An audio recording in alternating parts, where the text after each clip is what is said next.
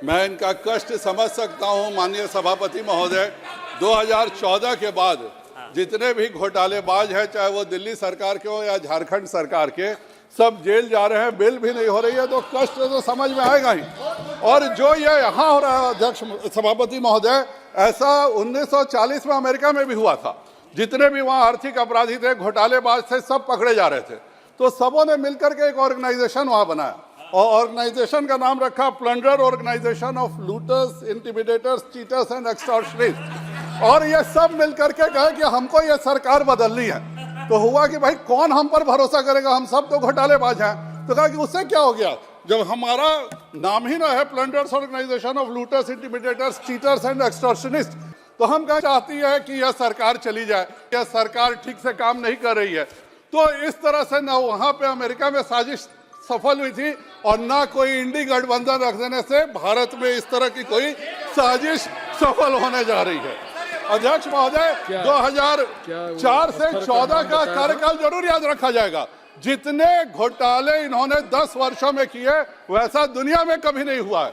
और जो 2004 से पहले अटल बिहारी वाजपेयी जी ने जो मजबूत आर्थिक नीति और आर्थिक शक्ति भारत को बनाया था, पहली बार 4 लेन रोड बने, हर गांव में सड़क बनी, सर्व शिक्षा अभियान दिया, इन सब चीजों को अध्यक्ष महोदय 2 मिनट, तो ये खत्म करके इन्होंने अपना एक ऐसा गवर्नमेंट बनाया जो 5 साल तो वो राज करते रहे अटल जी के कारण, लेकिन उसके बाद का जो 5 साल रहा वो पूरे तौर पे घोटालेबाज, दहाई में मुद्रास्फीति भाग गई, इतनी उसकी ये चर्चा ही नहीं करते। ये 8 के बाद आगे बढ़ना ही नहीं चाहते हैं, क्योंकि इनके कुकर्मों के कारण वह UPA 2 की सरकार बनी थी।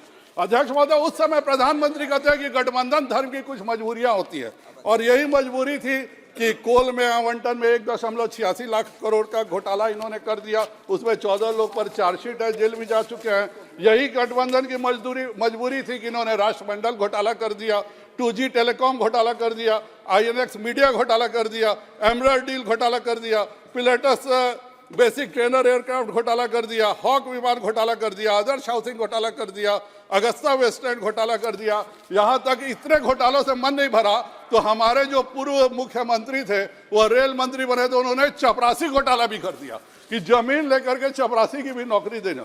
चाहे वह बंगाल का भी हमने देखा कि कैसे शारदा चिट फंड घोटाला हुआ है। और ये जो 2080 की स्कीम निशिकांत जी बता रहे थे, वो तो बेशर्मी की सीमा है कि सरकार बदल गई और हम अपने स्टार ट्रेडिंग हाउसेज और प्रीमियर मीडिया ट्रेडिंग हाउसेज के द्वारा हम सोना की घोटाला कर रहे हैं सरकार बदलने के बाद भी। तो अध्यक्ष महोदय, यही सब है। अभी हमारे विरोधी दल के नेता ने भी और एक बुढ़ाते हुए युवा नेता भी बार बार नीरव मोदी की बात करते हैं, पर यह क्या सही बात नहीं है कि नीरव मोदी को बैंक ने लोन देने से इनकार कर दिया था। जब इंपीरियल होटल में रैंप वॉक में वह बुढ़ाते हुए युवा नेता गए, उसके अगले दिन सुबह नीरव मोदी को फिर बैंकों ने दोबारा लोन दे दिया। यह बात सही है कि नहीं, इनको बताना चाहिए। UPA सरकार का एक ही काम था, खूब उधार लो और उसके बाद वो पैसा इंफ्रास्ट्रक्चर में मत खर्च करो, बल्कि अपने लोगों के पास चहेतों में बांट दो, जिससे कि सरकार उद्योगपतियों को पिकनिक मनाने के लिए यह पैसे देती थी कि पैसे लो। और चारवाक ऋषि का जैसे कहना था कि उधार को घी समझ के भूल जाओ, इनके जितने गुर्गे थे उन सबको यही बोला जाता था कि उधार लो, एंजॉय करो, हमें भी एंजॉय कराओ और इसको लेकर के भूल जाओ। इसीलिए अध्यक्ष महोदय, मैं सबको धन्यवाद देता हूँ।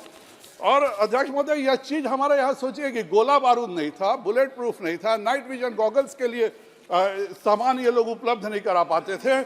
और जब हमारी सरकार आई तो हमने 26,000 करोड़ का हथियार में एक्सपोर्ट किया। हम लोगों ने 1 लाख करोड़ के हथियार यहाँ बनाए। पहले अगर उधर से दुश्मन देश से गोली चलती थी तो केंद्र सरकार कहती थी कि नहीं, धैर्य से काम लो, गोली का जवाब नहीं दो। आज मोदी जी की सरकार है, कहती है पहले अगर 1 गोली चले तो 100 गोली चलाओ, उसके बाद आकर के हमसे बात करो कि मामला क्या है। तो ये दोनों सरकारों का अंतर है। सभापति जी, हम लोगों ने 1992 का भी कार्यकाल देखा है कि जब जोशी जी और मोदी जी को झंडा फहराना था लाल चौक पे, तो हजारों भाजपा कार्यकर्ताओं ने गिरफ्तारी दिया था। दोनों व्यक्तियों को सेना के साथ जाके लाल चौक पे झंडा फहराया था। और आज देखिए, भारत जोड़ो यात्रा में कोई पप्पू निकलता है और लाल चौक पे झंडा फहरा के निश्चित होकर चलाता है। ये धारा 370 के खत्म होने से इस सरकार का इतना बड़ा परिवर्तन हुआ है। वैसे ही अध्यक्ष जी सर, 10 साल का ये जो कार्यकाल है हमारा तो यह पहला एक ही गरीबों पार्लियामेंट का 5वां वर्ष और आखिरी दिन है ये टर्म का, और इसमें किसने क्या किया, किसने क्या नहीं किया। अध्यक्ष महोदय, मैं आपको इतना ही बताना चाहूँगी, हम तो इस देश के युवा हैं, हम तो सिर्फ कैलकुलेशन पे और किसने कितना अच्छा बेहतर काम किया उसके ऊपर ही ध्यान देकर आगे काम करते हैं।